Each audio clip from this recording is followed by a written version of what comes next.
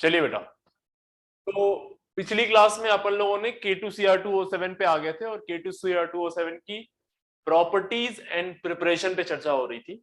तो प्रॉपर्टीज की बात करें तो K2Cr2O7, अगर शेप की बात करें तो क्रोमियम के रिस्पेक्ट में टेट्राहेड्रल हुआ करता था शेप। आपने देखा कि CrO Cr के बीच में जो बॉन्ड एंगल है वो 126 डिग्री था। 6 CrO बॉन्ड सिमिलर थे, D3S हाइब्रिडाइजेशन था। ठीक है, एक छोटा सा पॉइंट और ऐड कर लेंगे K2Cr2O7 के बारे में कि जो K2Cr2O7 जो होता है ना, it is non डिलिक्विसेंट।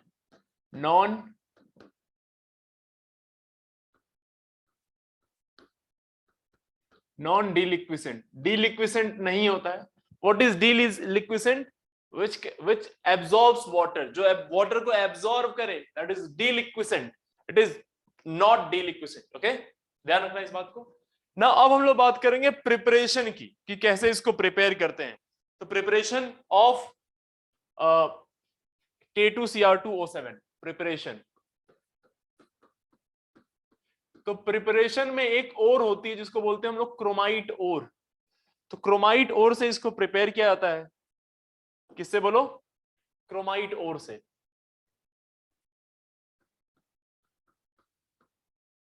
Prepared from chromite ore. Chromite ore का जो फॉर्मूला होता है बेटा वो होता है FeO.Cr2O3, या इसी को ऐसे करके भी लिख सकते हो, FeO को फिक्स कर दो, इसको FeCr2O4, FeCr2O4 ये भी बोल सकते हैं आप इसको। ठीक है, सो कभी ये आपको क्रोमाइट ओर का सीधे फॉर्मूला भी पूछा जा सकता है, इसमें कोई शक नहीं है। तो आइए देखते हैं जरा कैसे प्रिपेयर करते हैं इसको। तो इसकी रिएक्शन हम लोग करा देते हैं Na2SO4CO3 से, सोडियम कार्बोनेट से, in presence of water, chromite ore की, यानी FeCr2O4 की reaction, that is chromite. Chromite ore की रिएक्शन कराते हैं सोडियम कार्बोनेट से, Na2CO3 से, और इन प्रेजेंस ऑफ O2, एयर के प्रेजेंस में कराते हैं। एक तरह से इसको बोलते हैं हम लोग रोस्टिंग। रोस्टिंग। अब अगर आप मेटलर्जी पढ़े तो वहां पे दो वर्ड आप उसको सुनाई देगा, एक होता है कैल्सिनेशन और एक होती है रोस्टिंग। कैल्सिनेशन का मतलब होता है एब्सेंस ऑफ एयर में किसी को हीट करना, और रोस्टिंग का मतलब होता है प्रेजेंस ऑफ एयर में किसी चीज को हीट करना। प्रेजेंस ऑफ एयर में हीट करना, लाइक रोस्टिंग ऐसे भी आप समझ सकते हैं। आप अगर जो मार्केट में जाएं तो आपको रोस्टेड चिकन दिखाई देते हैं, हाँ है ना, या फिर रोस्टेड पनीर नहीं होता है। कैसे करते हैं रोस्ट? कैसे करते हैं? इन प्रेजेंस ऑफ एयर ही तो रोस्ट करते हैं उसको, बोलो। Yes sir. यस, तो रोस्टिंग करते हैं इसकी, और रोस्टिंग बहुत हाई टेम्परेचर पे कराते हैं, लगभग 1000 डिग्री से ऊपर टेम्परेचर पे कराते हैं।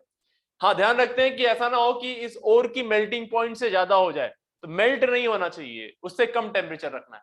ठीक है, तो FeCr2O4 जो है ये इससे रिएक्ट करता है और बनाता है यहां से बेटा, ये सोडियम इससे कंबाइन हो जाता है, यहां से बनाता है Na2CrO4 plus Fe2O3 plus CO2 gas.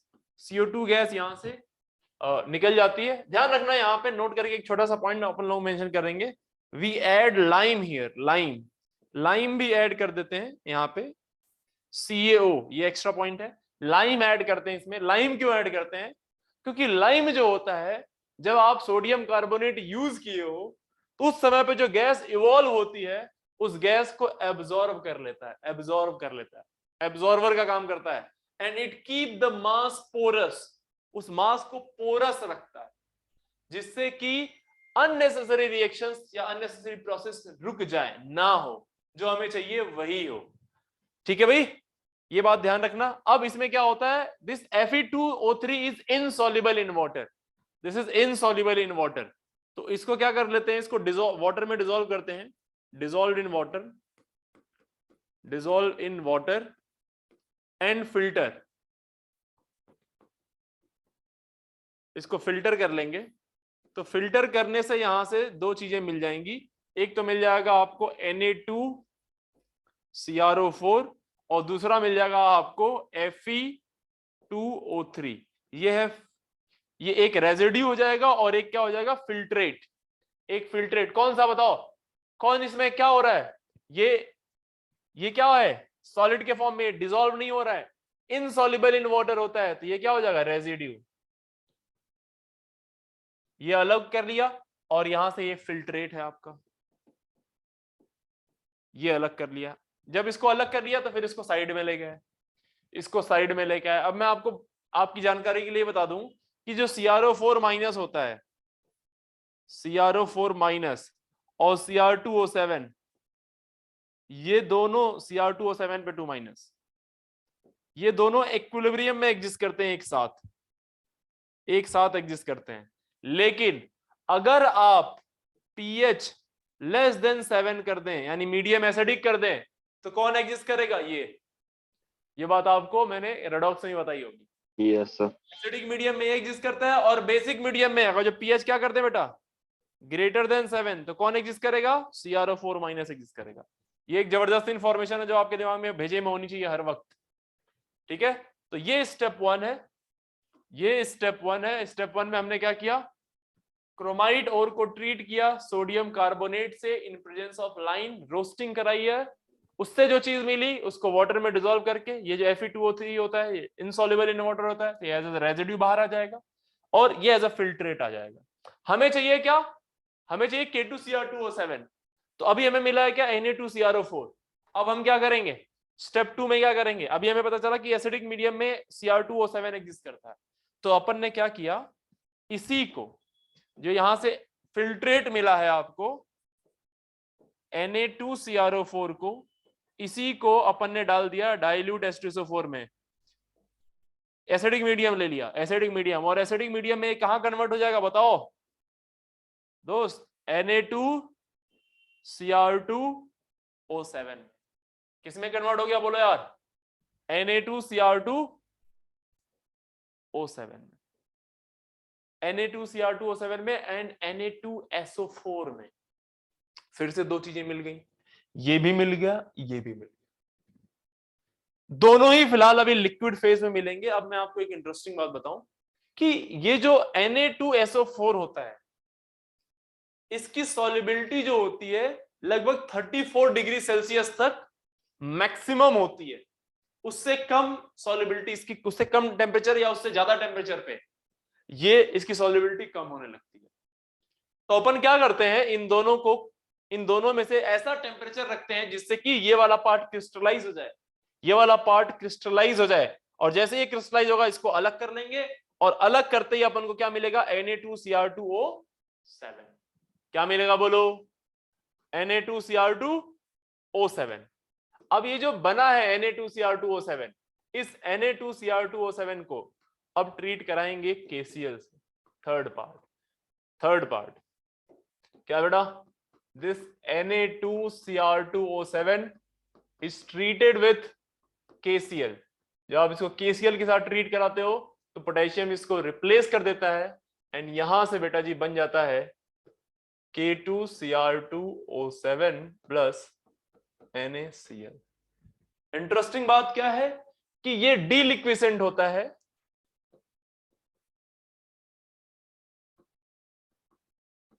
ये डीलिक्विसेंट होता है, और ये क्या होता है बोलो, नॉन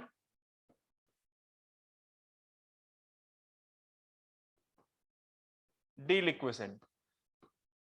ये वाटर में सॉल्युबल होता है, ये वाटर एब्जॉर्ब करता है, बट ये वाटर एब्जॉर्ब नहीं करता है। अब यहीं से इसको क्रिस्टलाइज करा लेंगे और K2Cr2O7 ऑब्जर्व हो जाएगा यहां से, ठीक है। K2Cr2O7 यहां पे अपन को मिल जाएगा जो अपन को चाहिए था। K2Cr2O7 जब सॉलिड के फॉर्म में होता है तो ये येलो कलर का सॉलिड होता है। Na2Cr2O7 डीलिक्विसेंट क्यों होता है, ये मन में आपके सवाल जरूर आ सकता है। तो मैं आपको बता दूं, सोडियम जो होता है, सोडियम पोटेशियम से कम साइज में होता है, सोडियम की साइज कम होती है, तो चार्ज डेंसिटी Na+ की ज्यादा होगी। Na+ की चार्ज डेंसिटी ज्यादा होने की वजह से ये वाटर को क्या कर लेता है बोलो, एब्जॉर्व कर लेता है। पोलराइज। यस, वाटर को ये एब्जॉर्व कर लेगा। ध्यान रखना ये सारी बातें, इन पे क्वेश्चन बनते हैं। जो जो बातें मैंने आपको बताई हैं, तो इन सभी बातों को अपने भेजे में रखिए और इन सबसे सवाल बनते हैं। ठीक है भाई, चलो, तो यहां से आपने K2Cr2O7 ऑब्टेन कर लिया है। अब कुछ इंटरेस्टिंग बातें जो आपको पता होनी चाहिए, जैसे पूछ लेगा कि जब अपन ने क्रोमाइट ओर से K2Cr2O7 बनाया तो लाइम क्यों यूज किया, तो लाइम का पर्पस क्या था बताओ? It absorbs the evolved gases and keep the mass porous, पहला फंक्शन इसका हो गया। दूसरा बोलेगा आपसे, एक इंटरेस्टिंग सवाल यहां पे होता है, लिक्विशन डीलिक्विशन, ये सवाल है। एक अच्छा सवाल आपसे पूछता है कि ये बताओ, आपने ये स्टेप जबरदस्ती किया है।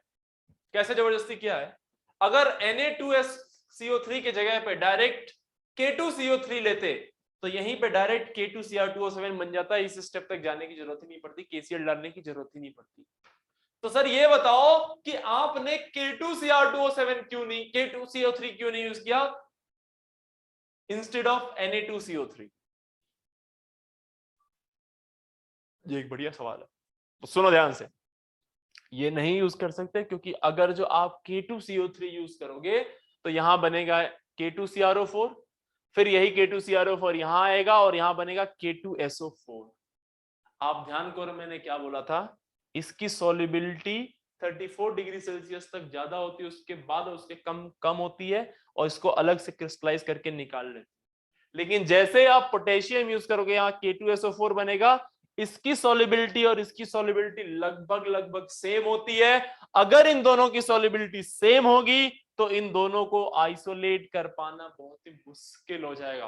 जितने आसानी से आप इसको सेपरेट कर पा रहे थे, उतने आसानी से आप इन दोनों को सेपरेट नहीं कर पाओगे, और जब इन दोनों को सेपरेट नहीं कर पाओगे तो रिएक्शन में आपको K2Cr2O7 अलग से नहीं मिलेगा। आई बात समझ में? तो ये सवाल पूछा जाता है भाई, क्यों K2CO3 क्यों नहीं यूज किया, Na2CO3 ही क्यों यूज किया? इसको बोलते हैं सॉल्ट केक, इसको बोलते हैं सॉल्ट केक। सॉल्ट केक ध्यान रखना, सॉल्ट केक की सॉल्युबिलिटी 34 डिग्री सेल्सियस तक क्या होती है मैक्सिमम, उससे कम ज्यादा पे क्या होती है, खत्म हो जाती है। तो ध्यान रखना इस बात को। अपन ने बना लिया K2Cr2O7। चलिए अब अगर यहीं पे बात करें तो K2Cr2O7 की हीटिंग की बात करें,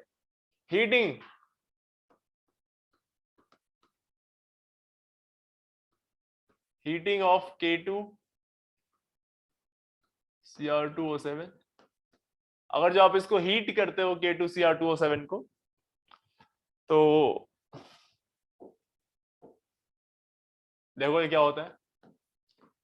रिएक्शन को याद रखना, इंपॉर्टेंट रिएक्शन है। इसको हीट करने से मेरे भाई ये बन जाता है K2CrO4 प्लस Cr2O3 और O2 गैस यहां से निकल जाती है।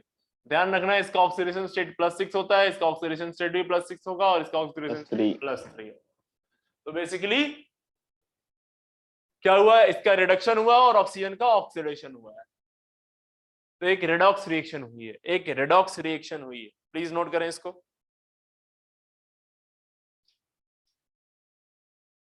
ठीक है, ये जो होता है क्या सा होता है बोलो, ऑरेंज कलर का सॉलिड होता है, और ये जो K2CrO4 जो होता है ये किस कलर का होता है बोलो, येलो कलर का सॉलिड होता है। ये होता है येलो सॉलिड। ठीक है भाई, नोट कर ले इसको। अब K2Cr2O7 जो होता है ना, या Cr2O4, इसकी एक प्रॉपर्टी और होती है।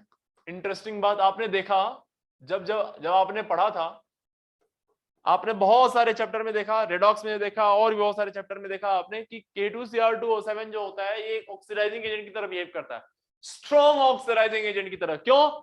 क्योंकि क्रोमियम मैक्सिमम ऑक्सीडेशन स्टेट में +6 में है, तो अब फर्दर ये ऑक्सीडाइज नहीं हो सकता। अब ये क्या होगा, रिड्यूस होगा, तो सामने वाले को ऑक्सीडाइज कराएगा। इसीलिए कौन सा एजेंट है, oxidising agent. Yes, it is a strong oxidising agent, strong oxidising agent है ये। और जब आप Cr2O7 पे 2- को एसिडिक मीडियम में लेते हैं, एसिडिक मीडियम में, तो यस डेफिनेटली ये ऑक्सीडाइजिंग एजेंट की तरह बिहेव करता है। आप इसकी हाफ सेल रिएक्शन लिख सकते हो, Cr2O7 कहां जाता है, रिड्यूस होके Cr+3 में आया ना।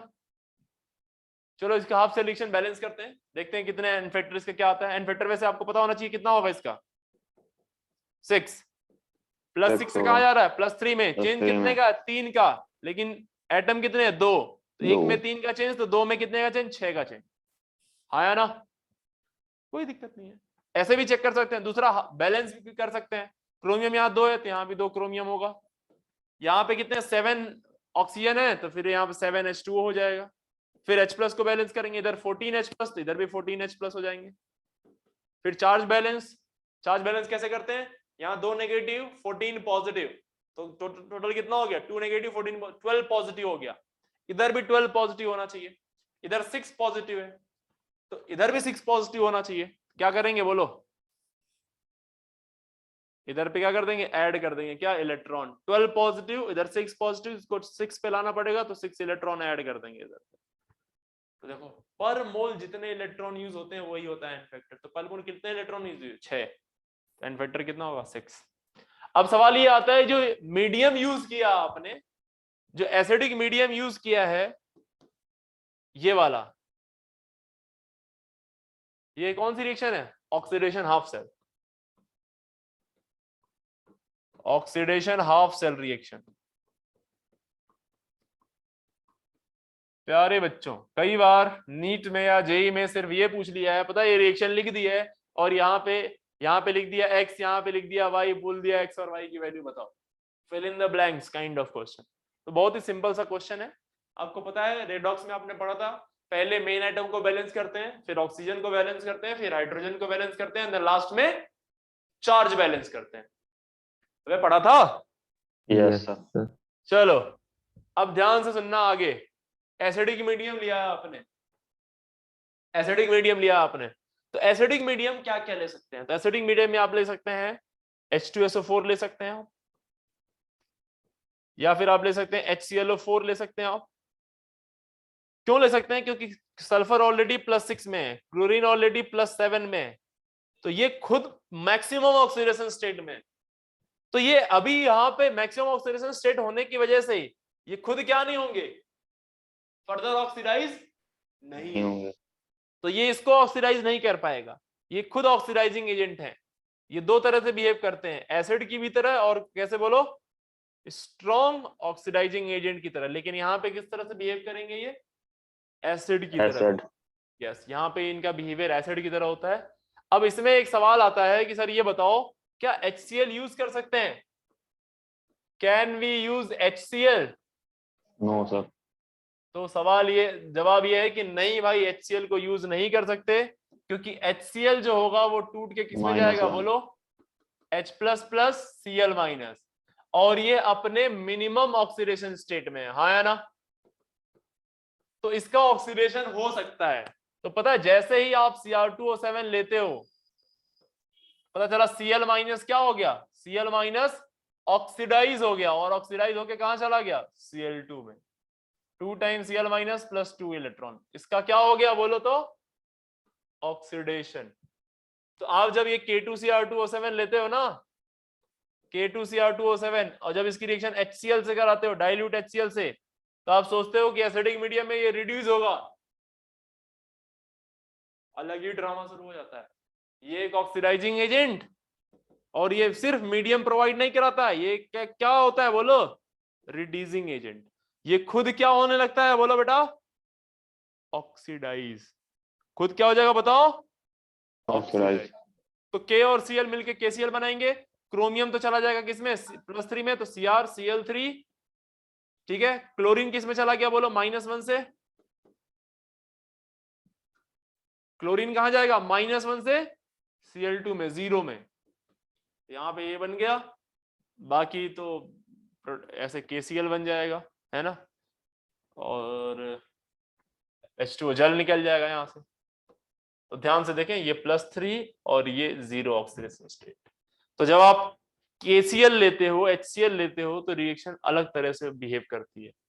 ध्यान रखना इस रिएक्शन को, इंपॉर्टेंट रिएक्शन है ये, ठीक है।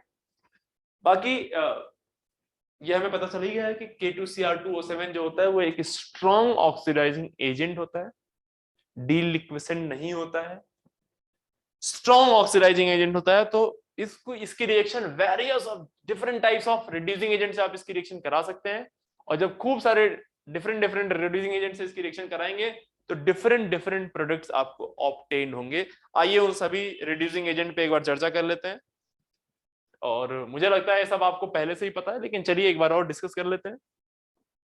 देखिए जरा, अपन ने लिया K2Cr2O7,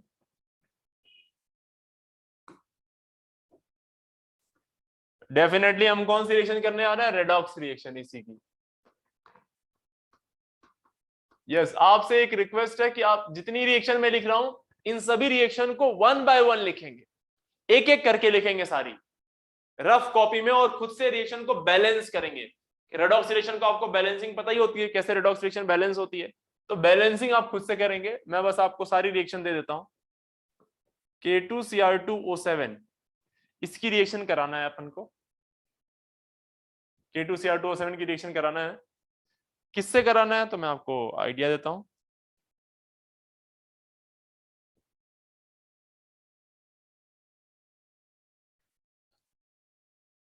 जिससे भी कराएंगे K2Cr2O7 कहां चला जाएगा बताओ? K2Cr2O7 खुद कहां जाएगा बेटा? Cr बोलो। जब ये रिड्यूसिंग एजेंट लेंगे हम लोग, यहाँ पे हम लोग लेंगे रिड्यूसिंग एजेंट, ये खुद क्या है, ऑक्सीडाइजिंग एजेंट। रिड्यूसिंग एजेंट से रिएक्शन कराएंगे हम लोग, और यहाँ पे बन जाएगा, ये चला जाएगा Cr+3, Cr+3 में चला जाएगा ये, ठीक है। तो खूब सारी रिएक्शन हम लोग कराने वाले हैं, आइए देखते हैं।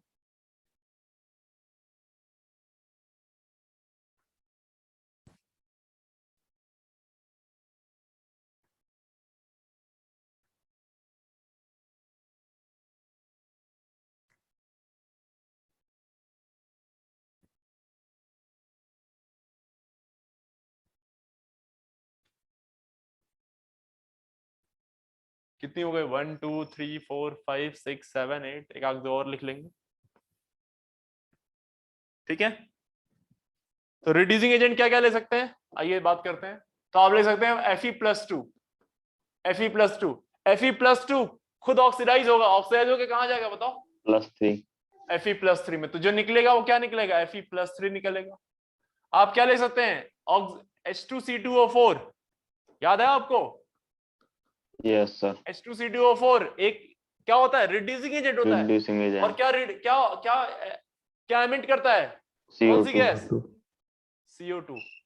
अच्छा, ऐसा ये Fe+2 के फॉर्म में नहीं मिलेगा ऐसे डायरेक्टली, कैसे मिलेगा, FeSO4 के फॉर्म में मिल सकता है ना, अलग अलग सॉल्ट के फॉर्म में मिलेगा, किसी कोई फॉर्म हो सकती है, बस Fe+2 होना चाहिए, इसकी भी कोई भी फॉर्म हो सकती है, बस ये Fe+2 होना चाहिए। Na2C2O4 ले लो, K2C2O4 ले लो, NH4 ले लो, बस ध्यान रखना ये C2O4 होना चाहिए। क्या निकलेगा, CO2 गैस निकल जाएगी यहां से, ठीक है। यहां से लिख सकते हैं आप Na2SnO2, Sn की ऑक्सीडेशन स्टेट क्या है यहाँ पे बोलो, +2, हाँ है ना। टिन Sn कहां पे पाया जाता है, कार्बन फैमिली में, कहां तक जा सकता है, +4 में। तो क्या बन जाता है, क्या निकलता है यहां से, Na2SnO3 निकलता है यहां से, +4 में निकल जाता है, +4 में निकल जाता है ये, ठीक है। और क्या ले सकते हैं आप, नाइट्राइट आयन ले सकते हैं, NO2 पे माइनस, +3 ऑक्सीडेशन स्टेट के, ये ले सकते हैं आप। निकलेगा क्या यहां से बोलो, NO3 नाइट्रेट आयन +5 वाला, आया ना, बोल दो यार।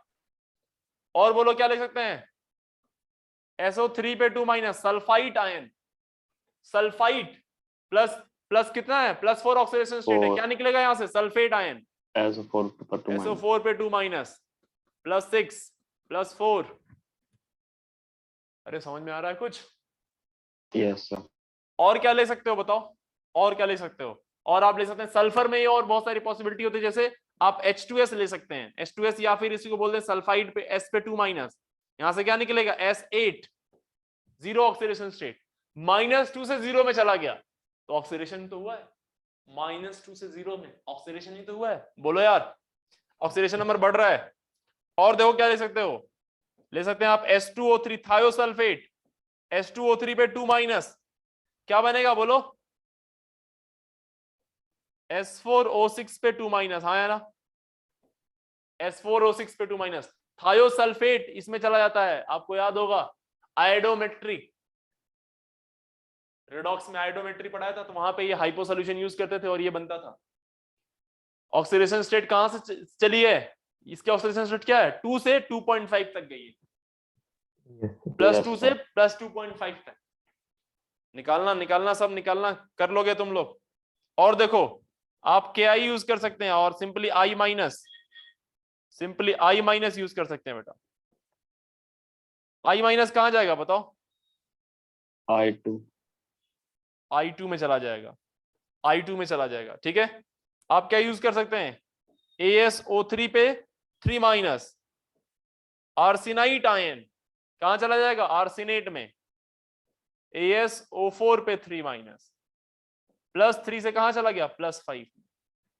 सो these are some reducing agents जो अपन को बहुत भली भांति पता है, ऐसा कुछ भी नहीं है इसमें, नथिंग न्यू, जो भी है वो सब हमें पहले से पता है। So this is all about K2Cr2O7।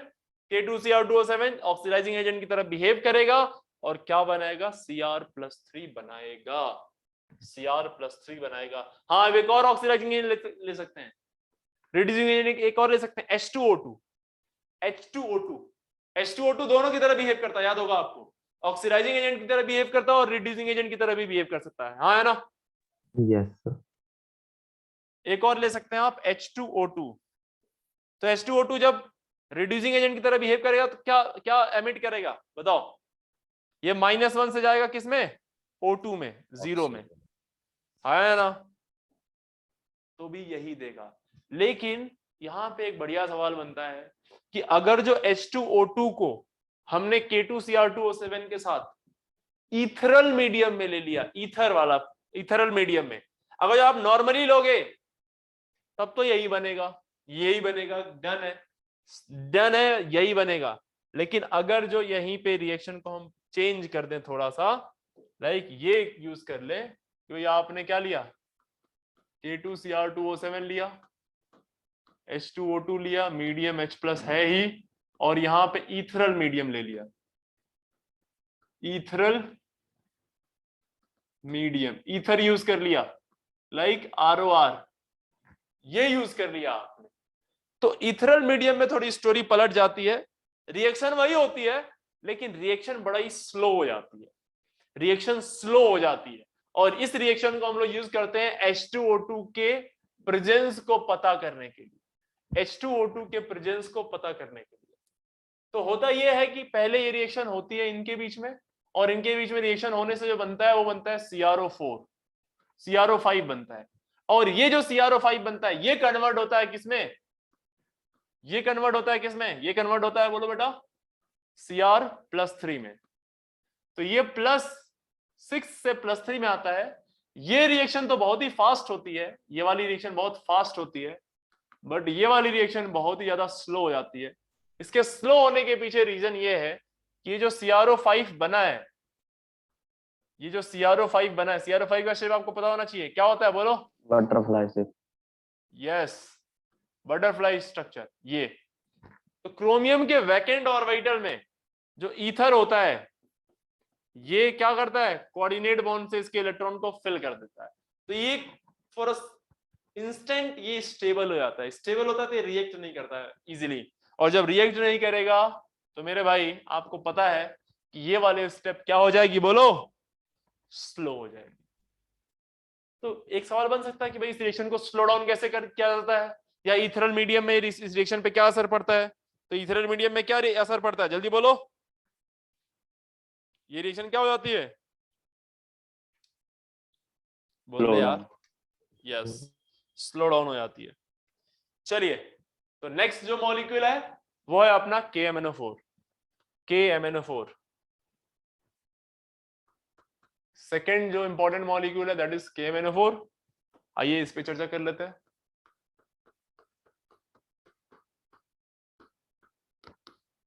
KMnO4 की प्रॉपर्टीज एंड इट्स प्रिपरेशन, कैसे इसको प्रिपेयर करते हैं और इसकी क्या क्या प्रॉपर्टीज हैं। तो अगर जो KMnO4 की बात करें आप, तो KMnO4 में कैसा होगा ये Mn double bond O double bond O double bond O और ये O पे -K+। डेफिनेटली ये भी कैसा दिखाई दे रहा है आपको, टेट्राहेड्रल दिखाई दे रहा है, बोलो हाँ या ना। Yes, sir. टेट्राहेड्रल इसकी भी ज्योमेट्री होती है। D3S इसका भी हाइब्रिडाइजेशन होता है। ऑक्सीडेशन स्टेट की बात करें तो +7 होता है। कल जो मैंने बात बताई थी कि जब मेटल पे बहुत ज्यादा चार्ज आए तो ये लिगेंड को घसीट के अपनी इनर डी को यूज कराते हैं, मजबूरी में मजबूर होता है और लिगेंड की इसके इनर डी को यूज करके, क्योंकि इसकी पावर बहुत भयंकर है, जेड इफेक्टिव बहुत ज्यादा है, तो लिगेंड्स को खींच के पास लाएगा और अपनी इनर डी यूज करा के हाइब्रिडाइजेशन D3S बनाएगा। टेट्राहेड्रल शेप होता है, +7 ऑक्सीडेशन स्टेट होता है। इसके कलर की बात करें तो किस कलर का होता है बोलो, पर्पल कलर का, डार्क पर्पल कलर या फिर बोल सकते हैं पिंक कलर। पर्पल और पिंक कलर का ये KMnO4 होता है। आई बात समझ में, बोलो यार। और ये जो कलर होता है, कलर क्यों होता है, कलर के पीछे का रीजन क्या है, due to Charge transfer phenomena. Charge transfer phenomena. Charge transfer phenomena की वजह से ये कलर्ड होता है।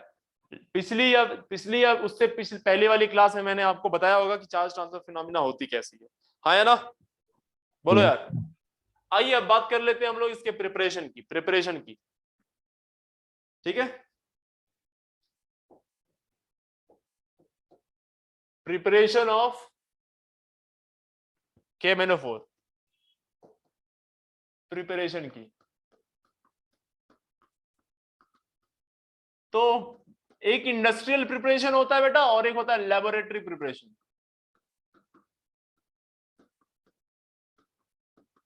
लेबोरेटरी प्रिपरेशन तो लैब में कैसे प्रिपेयर करते हैं, तो लैब में हम लोग क्या करते हैं, Mn+2 वाला कोई भी सॉल्ट लेते हैं, Mn+2 का कोई भी सॉल्ट लेते हैं और Mn+2 के सॉल्ट को ट्रीट कराते हैं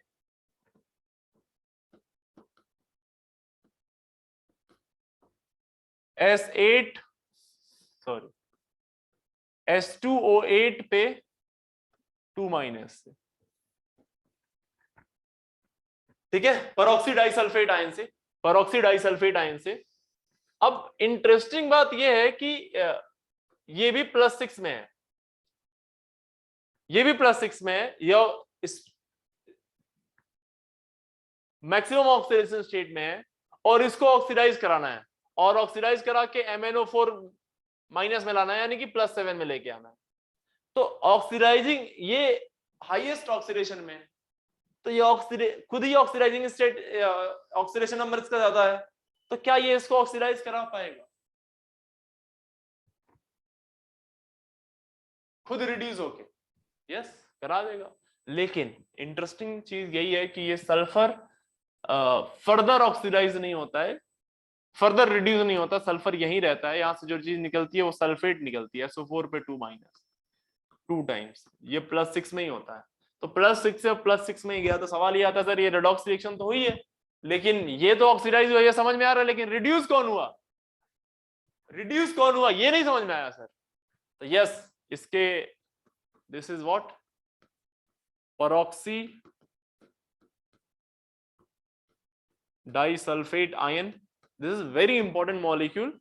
आपको याद होगा इसका स्ट्रक्चर बहुत इंपॉर्टेंट है, ऐसे बनता है इसका स्ट्रक्चर, हाँ या ना, Yes, sir. एक परऑक्सी लिंकेज आता है, यस, बीच में एक परऑक्सी लिंकेज आता है और यही परऑक्सी लिंकेज यहां पे -1 और यहां पे -1, ये बाकी सारे ऑक्सीजन को देखें तो सारे -2 में है, ये भी सारे -2 में ऑक्सीडेशन स्टेट में, लेकिन यही वाले बस -1 में है, ये वाले -1 में है। तो यही दोनों ऑक्सीजन क्या होते हैं, बोलो कहां चले जाते हैं, -2 में, यानी यही दोनों ऑक्सीजन क्या होंगे बोलो, रिड्यूस होंगे। ये ऑक्सीडाइज होता है, ये दोनों ऑक्सीजन रिड्यूस होते हैं और -1 से कहां जाते हैं दोस्त, -2 में। ठीक है, so this is a laboratory preparation. I hope आपको समझ में आया होगा। हाँ जी, क्लियर हो गया? ध्यान रखना इसको, सिंपल है, सिंपल, बहुत ही सिंपल है यार, इससे आसान क्या लोगे आप। बस ये ध्यान रखना, ये बढ़िया चीज है, ये इंपॉर्टेंट है। इसमें सवाल बन सकता है आपसे कि कौन रिड्यूस हुआ है यहाँ पे, तो बताओ कौन रिड्यूस हुआ है, सल्फर या ऑक्सीजन? सल्फर या ऑक्सीजन है? ऑक्सीजन। यहाँ पे ऑक्सीजन रिड्यूस हुआ है, प्लीज इसको ध्यान रखना। Yes sir. चलिए बेटा आगे बढ़ते हैं थोड़ा सा, है ना। अब इसमें आगे जब बात करें तो ये रहा कौन सा प्रिपरेशन को, ये कौन सा प्रिपरेशन था, लेबोरेटरी प्रिपरेशन। नेक्स्ट प्रिपरेशन है आपका industrial preparation. Industrial preparation second.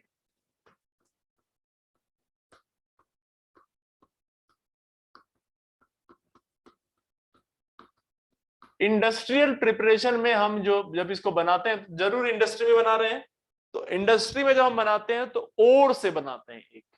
एक ओर होती है जिसका नाम है पाइरोल्यूसाइट। क्या नाम है, बोलो बोलो बोलो, पाइरोल्यूसाइट। MnO2 होती है, +4 ऑक्सीडेशन स्टेट में होता है ये पाइरोल्यूसाइट। एक और होती है Mn की, इससे रिएक्शन कराते हैं हम लोग, इससे रिएक्शन कराते हैं। अब रिएक्शन कैसे होती है ये जानना बहुत जरूरी है। पाइरोल्यूसाइट, तो पाइरोल्यूसाइट क्या कराते हैं हम लोग, पहले ऑक्सीडेशन, क्योंकि Mn किस ऑक्सीडेशन स्टेट में, बोलो, +4 में, तो इसका कराते हैं केमिकल ऑक्सीडेशन। इसका कराते हैं हम लोग केमिकल। ध्यान रखना ये लैब में नहीं बना रहे, इंडस्ट्री के लिए बना रहे हैं। तो केमिकल ऑक्सीडेशन में जो आप केमिकल यूज करते हैं वो होता है बेटा KOH + O2 यूज कर सकते हो, या फिर आप KOH + KClO3 यूज कर सकते हो, या KOH + KNO2 यूज कर सकते हो। ठीक है भाई,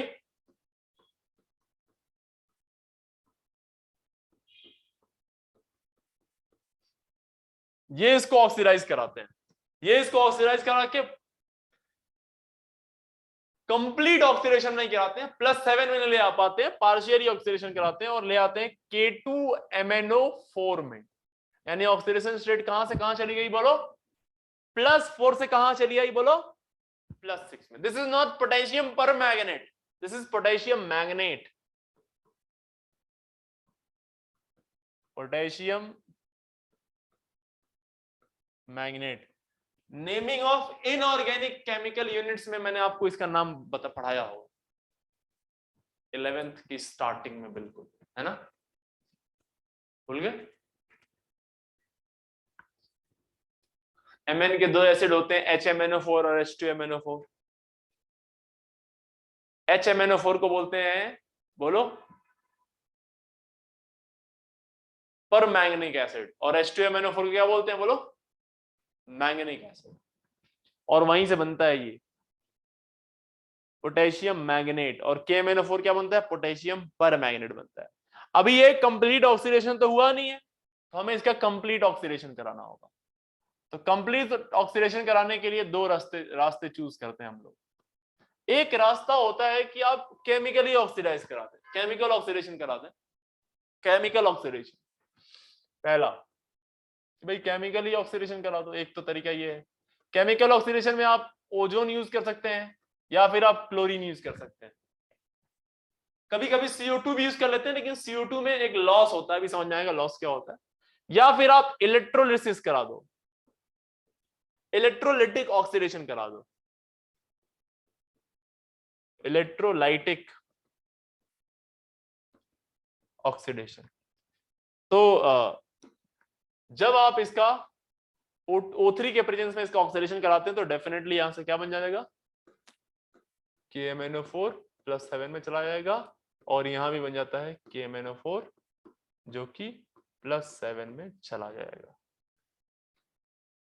तो ये इंटरेस्टिंग फैक्ट है जो आपको पता होना चाहिए। इंडस्ट्री में कैसे प्रिपेयर करते हैं, पहले 2 स्टेप में ऑक्सीडेशन कराते हैं। फर्स्ट स्टेप ऑक्सीडेशन में पार्शियल ऑक्सीडेशन होता है, वो कहाँ जाता है, हाईएस्ट ऑक्सीडेशन स्टेट में नहीं जा पाता है, K2MnO4 बनाता है, और K2MnO4 का फर्दर ऑक्सीडेशन कराने से आपको बन जाता है क्या, KMnO4 and KMnO4, electrolytic oxidation and chemical oxidation, chemical oxidation.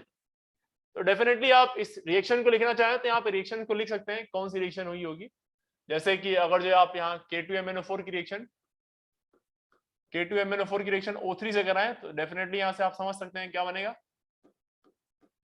KMnO4 बनेगा, और कौन सी गैस यहां से इवॉल्व होगी, बोलो कौन सी गैस इवॉल्व होगी, बोलो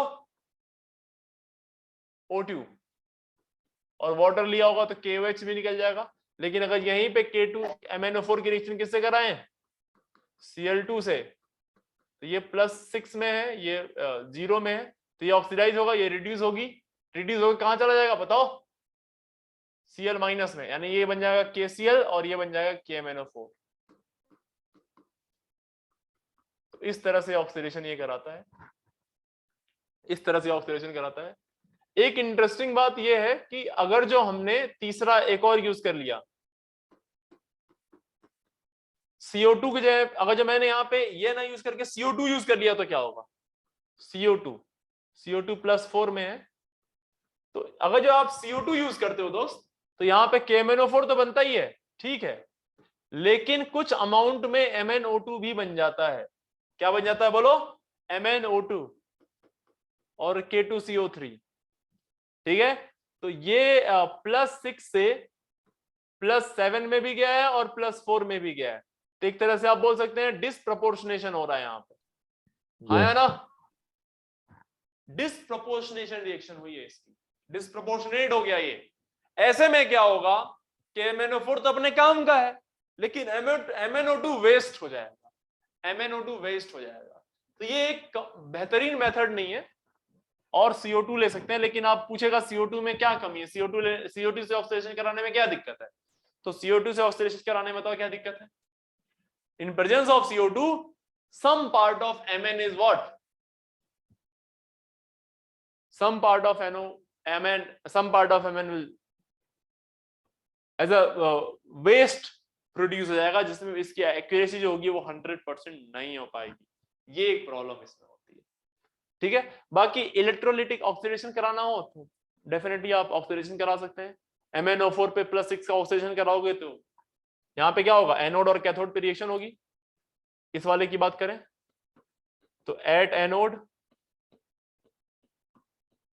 ऑक्सीडेशन होता है, ऑक्सीडेशन किसका होगा, यही ऑक्सीडाइज होगा, यानी कि क्या, MnO4 पे 2- यानी +6 से ये ऑक्सीडाइज होके कहां चला जाएगा बोलो बेटा, MnO4 में -1 +7 में, और एक इलेक्ट्रॉन का लॉस हो जाएगा एनोड पे। एट कैथोड क्या होगा, कैथोड पे क्या होगा बोलो, रिडक्शन। अब रिडक्शन किसका होगा, रिडक्शन इसका तो होगा नहीं, तो इसका सोल्यूशन लिया होगा आपने, सोल्यूशन लिया होगा तो उसके अंदर क्या होगा, पानी भी होगा, और पानी जो होगा वो कैसे टूटता है बोलो, H++ OH-। तो कैथोड पे होता है रिडक्शन, यहाँ एनोड पे होता है ऑक्सीडेशन, ध्यान रखना एनोड पे हमेशा ऑक्सीडेशन होता है, कैथोड पे हमेशा रिडक्शन होता है। तो रिडक्शन किसका होगा, इनमें से कौन रिड्यूस होना चाहता है, H+, तो H+ रिड्यूस होगा 2 टाइम्स H+, 2 इलेक्ट्रॉन लेगा और ये बना देगा हाइड्रोजन गैस, तो यहां से H2 गैस इवॉल्व होगी। तो this is what electrolytic oxidation and this is what chemical oxidation. Chemical oxidation से आपको ये मिला, इसमें CO2 वाला मेथड थोड़ा सा अच्छा नहीं है, इसको ध्यान रखना। सो this is all about what preparation of what, industrial preparation of KMnO4, KMnO4 का इंडस्ट्रियल प्रिपरेशन, ठीक है। चलो याद रखना इस बात को। आइए कुछ चर्चाएं और कर लेते हैं, छोटी मोटी बातें एक दो और, जैसे कि KMnO4 की बात करें तो KMnO4 जो होता है एक स्ट्रॉन्ग ऑक्सीडाइजिंग एजेंट होता है। KMnO4 एक स्ट्रॉन्ग ऑक्सीडाइजिंग एजेंट है इन ऑल मीडियम, सभी मीडियम में एक स्ट्रॉन्ग ऑक्सीडाइजिंग एजेंट की तरह बिहेव करता है। सभी मीडियम मतलब चाहे मीडियम एसिडिक हो, चाहे मीडियम बेसिक हो, चाहे मीडियम कैसा हो बोलो, न्यूट्रल। आपको पता होगा ये कहां कहां जाता है, ये मैं आपको बता चुका हूं पहले भी।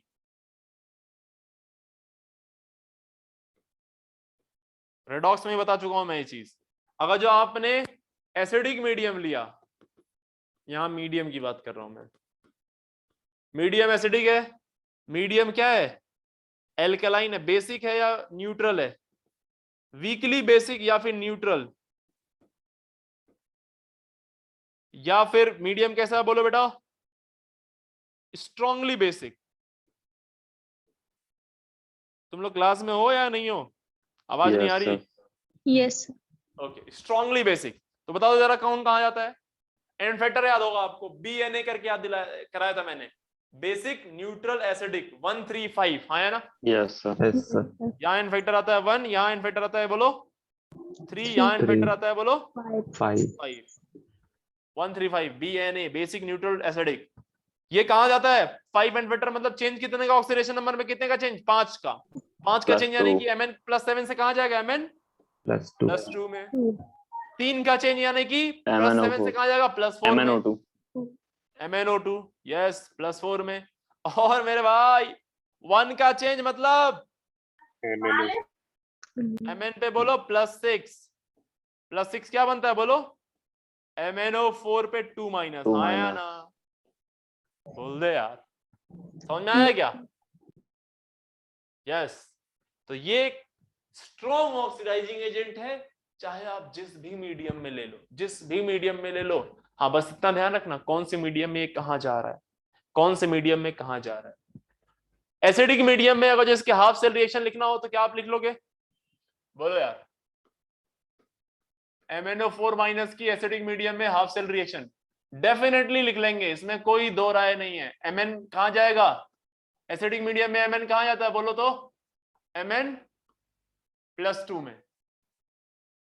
तो +7 से गया है +2 में, ऑक्सीजन को बैलेंस करने के लिए 4H2O करना होगा, फिर हाइड्रोजन यहाँ पे 8 रह जाएंगे तो यहाँ 8H+ करना होगा ना। चार्ज को बैलेंस करेंगे तो यहाँ +2 है, यहाँ -1 और +8 +7 है, +2 यहाँ भी लाना पड़ेगा तो यहाँ 5 इलेक्ट्रॉन ऐड करना होगा। डेफिनेटली कोई भी बच्चा यहाँ से देख के साफ बता सकता है कि एन फैक्टर क्या होगा। मेरे भाई एन फैक्टर आप ऐसे भी निकाल सकते हैं, चेंज इन ऑक्सीडेशन नंबर +7 से +2 में, तो चेंज इन ऑक्सीडेशन 5. नंबर कितना है पर मॉलिक्यूल? 5। तो एन फैक्टर 5 आएगा, वहां से भी देख सकते हैं, और बैलेंस करके भी देख सकते हैं कि पर मोल मॉलिक्यूल कितने मोल इलेक्ट्रॉन ट्रांसफर कर रहा है या कितने मोल इलेक्ट्रॉन इन्वॉल्व है। तो पर मोल मॉलिक्यूल में कितने मोल इलेक्ट्रॉन इन्वॉल्व है? 5 मोल। तो वहां से भी एन फैक्टर कितना आएगा? 5। ये हाफ सेल रिएक्शन है जिसका आपने बैलेंस कर दिया। जब भी कभी ऐसा आए तो खटाखट सारी चीजें कर लेना। उम्मीद करते हैं आपको समझ में आया होगा। Yes, sir. अब कुछ इंपॉर्टेंट बातें जो आपको ध्यान में रहना चाहिए, जैसे अगर जो KMnO4 के साथ चारकोल के साथ मिक्स करें, चारकोल के साथ और सल्फर के साथ, KMnO4 का पाउडर ले लो, उसमें चारकोल कार्बन और क्या डाल दो उसमें? सल्फर डाल दो। तो ये जो मिक्सचर तैयार होता है, that mixture is what? Explosive mixture. ये एक्सप्लोड कर जाएगा, एक्सप्लोड कर जाएगा। या फिर KMnO4 का पाउडर ले लो और KMnO4 के पाउडर पे ग्लिसरीन गिराने लगो, ग्लिसरीन। तो ये कुछ रिएक्शन होती है, चमत्कारी रिएक्शन होती है, लोगों को कंफ्यूज करने के, लोगों को कंफ्यूज नहीं कहेंगे, एकदम अमेज्ड करने के लिए ये रिएक्शंस कराई जाती है, आश्चर्यचकित करने के लिए। बिना फायर के आग पकड़ लेता है। कैसे? एक KMnO4 लो, KMnO4 के पाउडर्स ले लो, क्रिस्टल पाउडर्स, और उसके ऊपर ग्लिसरीन डालो धीरे धीरे, तो कुछ सेकंड्स के बाद वो अचानक से क्या? इट कैचेस फायर, आग पकड़ लेता है वो, ग्लिसरीन का KMnO4 के साथ मिक्सचर। ठीक है भाई, ये ध्यान रखना। ऐसे ही एक और होता है ऑक्सैलिक एसिड और KMnO4 भी, ऑक्सैलिक एसिड और KMnO4 भी क्या पकड़ लेता है? आग पकड़ लेता है, दोनों को कांटेक्ट में लाएं तो। ठीक है, तो यहां से हो गया खत्म। अब मेरी आपसे एक रिक्वेस्ट है कि यहां पे जो मैंने ये रिएक्शन बताई है K2Cr2O7 की, यहीं पे K2Cr2O7 की जगह पे आप सिर्फ क्या यूज करिए बोलो? मैं थोड़ा सा चेंज कर रहा हूं इसमें। K2Cr2O7 की जगह पे मैं ले रहा हूं KMnO4, और KMnO4 और मीडियम कौन सा ले रहा हूं यहाँ पे, रिड्यूसिंग एजेंट तो ले रहा हूं, लेकिन मीडियम किसमें, एसिडिक मीडियम में, क्योंकि भाई K2Cr2O7 तो +3 में जाता था, लेकिन अगर जो आपने यहाँ पे ऑक्सीडाइजिंग एजेंट KMnO4 लिया है ना और मीडियम एसिडिक लिया है, तो ये हमेशा कहां जाएगा बोले बेटा, Mn+2 में। और रिड्यूसिंग एजेंट वही सारे यूज कर लो, आयरन यूज करोगे तो +2 से +3 में जाएगा, ऑक्सीलेट यूज करोगे तो CO2 में जाएगा, SN वाला यूज करोगे तो +2 से +4 में चला जाएगा, नाइट्राइट नाइट्रेट में, सल्फाइड सल्फेट में, सल्फाइड S8 में, थायोसल्फेट टेट्राथायोसल्फेट में, I- आयोडीन में, सब कुछ वही है, as it is, there is no change. और एक रिएक्शन नहीं है ये देखो कितनी रिएक्शन हो गई, 1 2 3 4 5 6 7 8 9 10, अराउंड 10 रिएक्शन है लगभग 10 रेडॉक्स रिएक्शन। और ये सब रेडॉक्स रिएक्शन आपने रेडॉक्स में किया था बैलेंसिंग में, ये ऑलरेडी आप बैलेंस कर चुके हैं इन रिएक्शंस को, इन रिएक्शंस का एंड फैक्टर आप कैलकुलेट कर चुके हो ऑलरेडी। अब उन्हीं रिएक्शन को आप लर्न कर रहे हैं, आप उन्हीं रिएक्शन को आप लर्न कर रहे हैं कि जब ये ऑक्सीडाइजिंग एजेंट की तरह बिहेव करेगा तो क्या क्या पॉसिबिलिटी बन सकती है। इसी में थोड़ा सा चेंज कर सकते हैं, जैसे मान लो इसी को मैं किसमें ले लूं, एल्कलाइन मीडियम में ले लूं मैं, अगर जो मीडियम चेंज कर दूं, एल्कलाइन मीडियम, एल्कलाइन मीडियम का मतलब क्या हो गया बेटा, बेसिक मीडियम, हाँ या ना, यस सर, स्ट्रांगली बेसिक। अगर मैं स्ट्रांगली बेसिक मीडियम में कराऊं तो देखना यहाँ पे, जैसे मान लो आपने Ki यूज किया तो डेफिनेटली या I2 में चला जाएगा, या आपने H2S यूज किया तो डेफिनेटली एसिड में चला जाएगा, हाँ या ना। लेकिन यस सर, इस बार KMnO4 कहां नहीं जाएगा, इस बार KMnO4 कहां नहीं जाएगा, जल्दी बताओ। Mn+2 यस, Mn+2 में नहीं जाएगा, इस बार कहां जाएगा बोलो, +6 प्लस, सॉरी ये जाएगा +4 में, क्योंकि आपने मीडियम कौन सा लिया है, एल्कलाइन। एल्कलाइन और न्यूट्रल एक जैसे बिहेव करते हैं, हाँ या ना, एल्कलाइन और न्यूट्रल एक जैसे बिहेव करते हैं। स्ट्रांगली एल्कलाइन जब तक ना लिखा हो तब तक आप Yes, बेसिक sir. नहीं मानेंगे, ठीक है भाई, ये बात ध्यान रखना। तो ये भी चला जाएगा MnO2 में, ये दोनों ही MnO2 में चले जाएंगे, MnO2 में चले जाएंगे, MnO2 में चले जाएंगे, ठीक है भाई, ध्यान रखना इसको। तो ये रहा आपका क्या पूरा का पूरा KMnO4 की प्रॉपर्टी। इसी में एक और प्रॉपर्टी आ जाती है MnO2 की, बट मुझे लगता नहीं है कि MnO2 पढ़ाने की जरूरत है, बिकॉज आपने देखा कि MnO2 का केमिकल ऑक्सीडेशन करा दे हम लोग तो क्या बनता है, अभी MnO2 समझ लो एक तरह से पढ़ ही लिए हैं। आओ यहाँ पे MnO2 पाइरुलिसाइड और है, इसका केमिकल ऑक्सीडेशन कराते ही क्या मिला था आपको, बोलो K2MnO4, K2MnO4 बोलो आया ना। और इस K2MnO4 का केमिकल O3 के प्रेजेंस में, Cl2 के प्रेजेंस में या CO2 के प्रेजेंस में, देखो 3 अलग अलग रिएक्शन मैंने यहाँ लिख दी। तो ऐसे चले यहाँ से कोई एक लो, फिर यहाँ से लो, फिर यहाँ से कोई एक लो, तो एक रिएक्शन हो गई, फिर यहाँ से ये लो, फिर एक लो, इसका कोई दूसरा लो तो दूसरी रिएक्शन हो गई। कई सारी रिएक्शन यहाँ पे फ्रेम कर सकते हैं। मैंने एक साथ 5-7 रिएक्शन आपको समझा दिया, एक साथ 5-7 रिएक्शन का कॉम्बिनेशन बता दिया। तो MnO2, this is all about MnO2, there is nothing new, there is nothing new, ठीक है। तो यहां से आपका क्या खत्म होता है बोले बेटा, MnO2।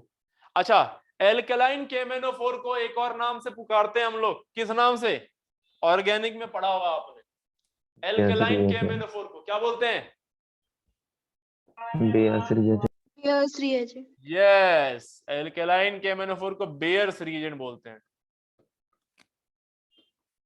यूजेस में अगर जाएं तो यूजेस में क्या है, KMnO4 के यूजेस क्या है बताओ मुझे, KMnO4 के यूजेस क्या है।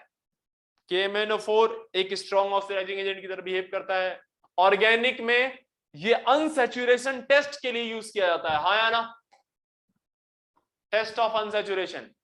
और कहां यूज करते हैं इसको बोलो, और यूज करते हैं इसका एसिड बनाने के लिए, एल्डिहाइड बनाने के लिए, कीटोन बनाने के लिए, हाँ या ना। अल्कोहल से एसिड, एल्डिहाइड, कीटोन ये सब बनाते हैं नहीं बनाते हैं, बोलो ऑर्गेनिक में। और कहां यूज करते हैं, सॉल्ट एनालिसिस में यूज करते हैं इसका, सॉल्ट एनालिसिस में एनायंस की डिटेक्ट करने के, एनायंस के को डिटेक्ट करने के लिए यूज करते हैं। हैलाइड आयन को, ऑक्सिलेट आयन को, याद होगा आपने सॉल्ट एनालिसिस पढ़ी होगी तो, हाँ है ना, सल्फाइड, हैलाइड, ऑक्सिलेट, इनको भी डिटेक्ट करने के लिए क्वालिटेटिव एनालिसिस में इसको यूज करते हैं हम लोग। ठीक है, तो यहां से एक पार्ट होता है आपका फिनिश। एक पार्ट क्या, लगभग सारे ही पार्ट फिनिश हो गए। एक बड़ा ही जबरदस्त पार्ट है जो मैं आपको पढ़ाना चाहता हूं, जिसपे क्वेश्चन आता है, दैट इज कॉल्ड फोटोग्राफी। अब इसको नोट करना अच्छे से, क्या बोल रहा हूं मैं, बहुत जबरदस्त पोर्शन है फोटोग्राफी। तो मैं आपको पढ़ाने जा रहा हूं फोटोग्राफी। फोटोग्राफी, फोटोग्राफी का मतलब ये नहीं है कि मैं आपको इतना फोटोग्राफी पढ़ा दूंगा कि आप फोटोग्राफर बन जाएं, है ना, और फिर आप सोचे कि सर ने फोटोग्राफी पढ़ा दी है अब मैं फोटोग्राफर बनूंगा, हटाओ आईटी वाईटी छोड़ो, नीट छोड़ो, सीधे क्या बनते हैं, फोटोग्राफर बनते हैं, एक और जॉब तैयार। उस तरह की फोटोग्राफी नहीं पढ़ाने वाला हूं। और कुछ बातें मैं और क्लियर कर देना चाहता हूं, ये आजकल की मॉडर्न फोटोग्राफी नहीं है जो आप अपने फोन से खींचते हैं या कैमरा से खींचते हैं। ये सबसे इनिशियली जब फोटोग्राफी होती थी, उस समय पे जो फोटोज निकाले जाते थे, मैं उसकी बात करने जा रहा हूं। जो सेल्फी आप लेते हो ना, उसकी बात नहीं कर रहा मैं। तो पहले अपने दिमाग से कंफ्यूजन निकाल देना कि ये वाली फोटोग्राफी जो है वो नहीं है जो हम आज के डेट में यूज करते हैं। शायद आपने देखा हो, रील्स देखे आपने, रील्स, यस सर, रील्स वाली फोटोग्राफी, उसमें क्या करते हैं, पहले के टाइम पे, मैं तो छोटा था तो मेरे घर में एक कैमरा था, और जब मैं गांव में रहता था उस समय पे कुछ ऐसे फोटो सेशन हुआ करता था, तो मैं गया था मार्केट से रील खरीद के लाया। उस रील में 36 फोटोज निकाले जा सकते हैं, 36 नेगेटिव्स होते हैं, और एक बार आप क्लिक करते हो तो एक रील मूव करती है और एक पे आपकी इमेज आ जाती है, फिर वो घूमती रहती है। 36 फोटोज निकाल सकते हैं आप। मार्केट से जाएंगे आप, रील खरीद के लाएंगे, रील को कैमरे में सेट करते हैं, और फिर आप फोटोज क्लिक करते हैं। फोटो क्लिक करने के बाद उस रील को वापस से पैक करके रख देते हैं और ले आके उसको अपन लोग लैब में देते हैं। लैब वाला उसको पहले क्या करता है, सही करता है, उस नेगेटिव को पहले सही करेगा और फिर उस नेगेटिव से क्या निकालता है, पेपर पे प्रिंट निकालता है उसका, और फिर आपको पेपर पे प्रिंट आपको पकड़ा देता है, आया ना, और वो नेगेटिव्स भी आपको वापस कर देता है। उस नेगेटिव से अगर जो आपको दोबारा फोटो निकलवानी हो तो आप फिर से वो नेगेटिव लेके जाइए, वो वापस से पेपर पे प्रिंट करके आपकी फोटो आपको वापस कर देगा। ठीक है, तो मैंने कुछ यहाँ पे इमेजेस रखे हैं, इसको देखिए ध्यान से। ये इस तरह की रील्स हुआ करती थी। ये रील दिख रही है आपको, Yes, देखो sir. ध्यान से, ये यही वाली, इसी रील की बात कर रहा हूं मैं, इसी रील की बात कर रहा हूं। ठीक है, सुनना ध्यान से बेटा। तो फोटोग्राफी होती कैसे है, आइए मैं आपको थोड़ा थोड़ा आइडिया देता हूं। होता क्या है पहले, तो पहले सवाल पूछेगा तो फोटोग्राफी में जो रिएजेंट यूज करते हैं वो कौन सा रिएजेंट होता है, कौन सा रिएजेंट होता है। तो मैं आपको बताऊं, सबसे पहले क्वेश्चन का आंसर ये है कि जो फोटोग्राफी में जो रिएजेंट यूज करते हैं, वो जो रिएजेंट होता है वो होता है सिल्वर हैलाइड। सिल्वर हैलाइड क्या होता है बोलो, सिल्वर हैलाइड। सिल्वर हैलाइड, उसमें भी एक स्पेसिफिक सिल्वर हैलाइड होता है, दैट इज AgBr। कौन सा होता है बेटा, AgBr। तो AgBr एक रिएजेंट होता है जिससे फोटोग्राफी की जो इमेज आती है उसके लिए जो रिस्पॉन्सिबल होता है ये वो यही AgBr होता है। पहले सवाल का जवाब मिल गया आपको। दूसरा सवाल, AgBr की कौन सी प्रॉपर्टी की वजह से ये फोटोग्राफिक जो इमेज आ रही है ये आ रही है। तो AgBr की एक खास तरह की प्रॉपर्टी होती है, फोटो सेंसिटिव होता है, यानी फोटॉन्स के प्रेजेंस में ये रिएक्शन कर जाता है। यानी फोटो सेंसिटिविटी ऑफ AgBr जो है, इसकी वजह से ये क्या कर रहा है, फोटोग्राफी में यूज करते हैं AgBr को। AgBr रिएजेंट यूज किया because it is what, photo sensitive. It is what बोलो, फोटो सेंसिटिव। फोटो सेंसिटिव होता है ये। ठीक है भाई। तो सबसे पहला जो काम होगा वो यही, ये जो फिल्म दिखाई दे रही है आपको यहाँ पे, ये जो फिल्म है, ये इस फिल्म का प्रिपरेशन, इस फिल्म को बनाते कैसे। इसमें ऑलरेडी फोटो क्लिक की जा चुकी है। बिना क्लिक की अगर जो आप देखें तो बिना क्लिक यानी कंप्लीट ब्लैक वो दिखाई देगा, कंप्लीट ब्लैक दिखाई देगा ये। तो फिल्म के प्रिपरेशन भी बात करते हैं पहले। फिल्म प्रिपरेशन ऑफ फिल्म, पहला प्रिपरेशन ऑफ फिल्म। तो फिल्म कैसे प्रिपेयर करते हैं मैं आपको समझा देता हूं। तो फिल्म के प्रिपरेशन में क्या करते हैं, सबसे पहले इसकी रिएक्शन हम लोग कराते हैं बेटा, अमोनियम ब्रोमाइड की NH4Br की रिएक्शन हम लोग कराते हैं किससे बोलो, AgNO3 से, AgNO3 से। और जब AgNO3 से इसकी रिएक्शन कराओगे तो आपको पता है सिल्वर को हेलोजन बहुत पसंद आता है, इसको लेके साइड में चला जाता है, AgBr की पीपीटी आ जाएगी, हाँ या ना जल्दी बोलो, और बन जाएगा क्या, अमोनियम नाइट्रेट NH4NO3। यहां से इसको अलग कर लेंगे, AgBr मिलेगा, और इस AgBr को उठा के डाई के साथ मिक्स करते हैं, और डाई के साथ जिलेटिन मिक्स करते हैं, जिलेटिन, और यहां से बना लेते हैं इनका एक पेस्ट। इनका क्या बना लेते हैं बोलो बेटा, एक पेस्ट। ये जो पेस्ट आपने तैयार किया AgBr डाई और जिलेटिन का, इस पेस्ट को क्या करते हैं बोलो, इस पेस्ट को हम लोग ग्लास की सरफेस पे इसकी कोटिंग कर देते हैं। कोटिंग का मतलब ऐसा नहीं उस पे पेंट कर दिया उसको, नहीं, उस पे सुखाते हैं, इसको ड्राई करते हैं ऑन अ ग्लास सरफेस। और ड्राई करने के बाद उसको एक फिल्म काइंड ऑफ बन जाएगा, ब्लैक कलर की एक फिल्म बन जाती है, और उसी फिल्म को हम लोग यूज करते हैं, उसी फिल्म को हम लोग यूज करते हैं। ठीक है भाई। तो पहला हो गया प्रिपरेशन ऑफ फिल्म। दूसरा, अब जब होता क्या है, जब आप ये फिल्म लेके, अब फिल्म बन गई, फिल्म मार्केट में आ गई, दुकान पे आ गई, अब आप क्या गए, दुकान पे गए, आपने दुकान वाले भैया से बोला कि भैया एक अपन को क्या दे दो, नेगेटिव दे दो। उसने दिया, आप लाए, कैमरे में लगाए और फोटो खींचना शुरू किया। अब देखना फोटो कैसे वर्क करता है, कैसे वर्क करता है, फोटो कैसे आती है आपकी, यानी कि exposure to light, exposure to light, exposure to light. अब आप लाइट के प्रेजेंस में आ रहे हैं। अब आप जैसे फोटो खींचते हो ना, ऐसा फोटो में आप कैमरे में देखा होगा आपने, एक फ्लैश लाइट होती है, जैसे आप क्लिक करते हैं तो फ्लैश लाइट जाती है। जैसे मान लो मैं हूं, मेरी फोटो क्लिक हो रही है, तो फ्लैश लाइट आएगी, टकराएगी, बॉडी के अलग अलग पार्ट से टकराएगी, और फिर से जहां जहां टकराएगी वहां से रिफ्लेक्ट होगी।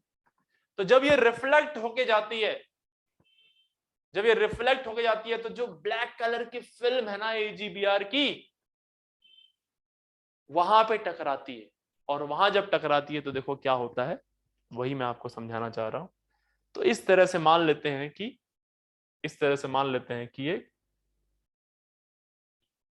ये फिल्म है,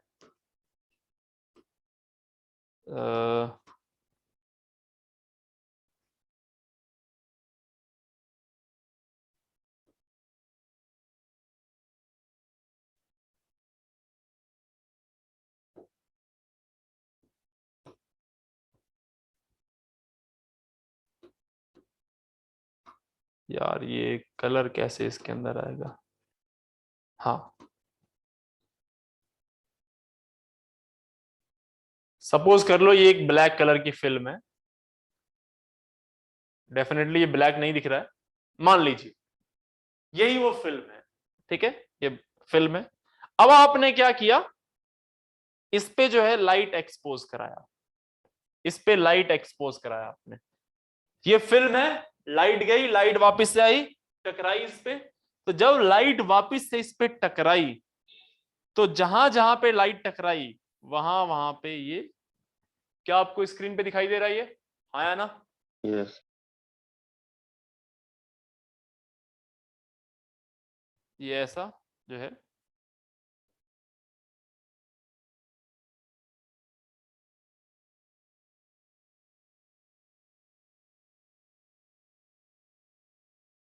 ये इस तरह का जो है एक इमेज आया, ये इस तरह का एक इमेज आ गया, लेट्स से, ठीक है, ये इमेज आ गया। तो होता क्या है, जैसे ही लाइट आके इस पे टकराती है एजीबीआर पे, तो एजीबीआर जो होता है वो टूट जाता है मेरे भाई, टूट जाता है एजीबीआर। कैसे टूट जाता है, तो एजीबीआर सनलाइट के प्रेजेंस में, सनलाइट के प्रेजेंस में, एचएनयू के प्रेजेंस में ये चला जाता है एजी सॉलिड में, और यहां से आ जाता है मेरे भाई Br2 साइड हो जाता है, Br2 साइड हो जाता है। तो यहां जहां जहां पे टकराई, जहां पे ये इमेज आपको दिखाई दे रही है, ये सब सिल्वर में कन्वर्ट हो चुका है, प्योर सिल्वर में। और ये अभी भी फिल्म जो है ब्लैक रहेगी, जहां जहां लाइट नहीं आई वो एज इट इज ब्लैक रहेगा, और ये वाला पार्ट क्या हो जाएगा बोलो, व्हाइट हो जाएगा, व्हाइट हो जाएगा, व्हाइट कलर का। नाउ अब इसमें क्या करेंगे हम लोग दोस्त, सुनना बहुत ध्यान से, कुछ पार्ट लेकिन अभी भी, जैसे एजीबीआर पे मान लो उस फ्रीक्वेंसी की लाइट नहीं पड़ी जितनी पड़नी चाहिए, तो वो वाला पार्ट अभी भी, एजीबीआर जो होता है पूरी तरह से ब्रेक नहीं होता है, वो एक्टिवेटेड फॉर्म में रहता है, एक्टिवेटेड फॉर्म में हो जाता है। इस फ्रीक्वेंसी की लाइट पड़ी नहीं कि वो टूट जाए, एजीबीआर एक्टिवेटेड फॉर्म में पड़ा रहता है। लेट्स से ये वाला जो पार्ट है ये एक्टिवेटेड फॉर्म में, ये एक्टिवेटेड फॉर्म में पड़ा हुआ है, एक्टिवेटेड फॉर्म में।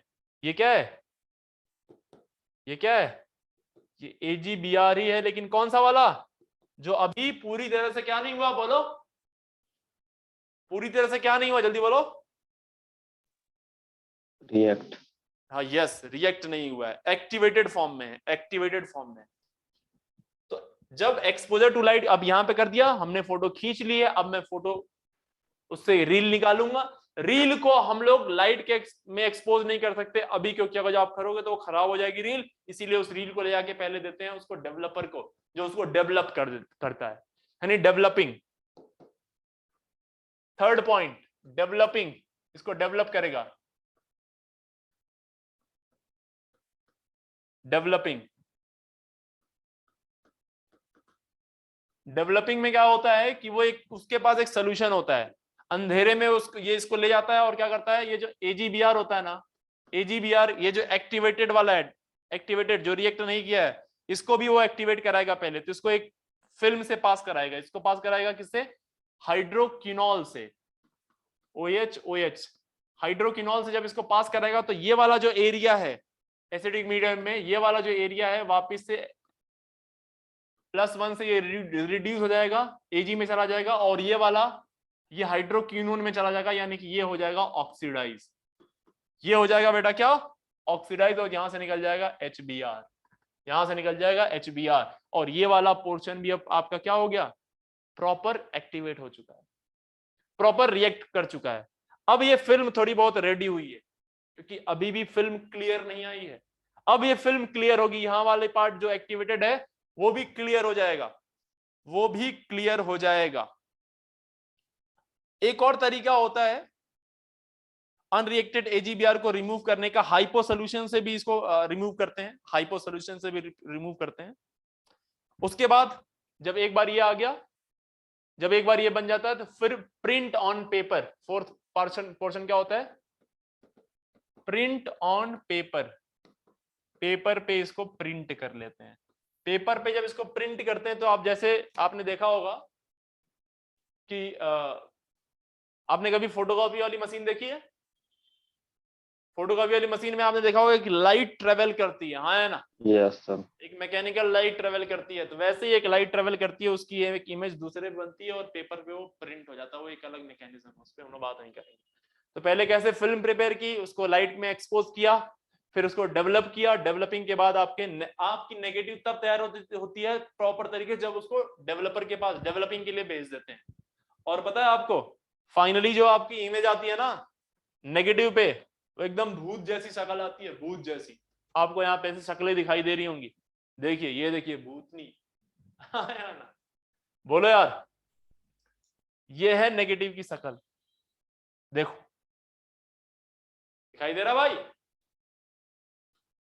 यस, ये देखिए एकदम भूत सी शक्ल आ रही है। तो ये है फोटोग्राफी। तो फोटोग्राफी में क्या क्या सवाल आता है, ये मॉडर्न फोटोग्राफी नहीं है, पुरानी है, कैसे होता है, क्या होता है, मैंने आपको सारी बातें समझा दी हैं। उम्मीद करते हैं आपको समझ में आया होगा। यहां से आपका डी ब्लॉक होता है खत्म। Next chapter will be F block. चलिए भाई, आज के लिए इतना ही रखते हैं, मिलते हैं नेक्स्ट क्लास में।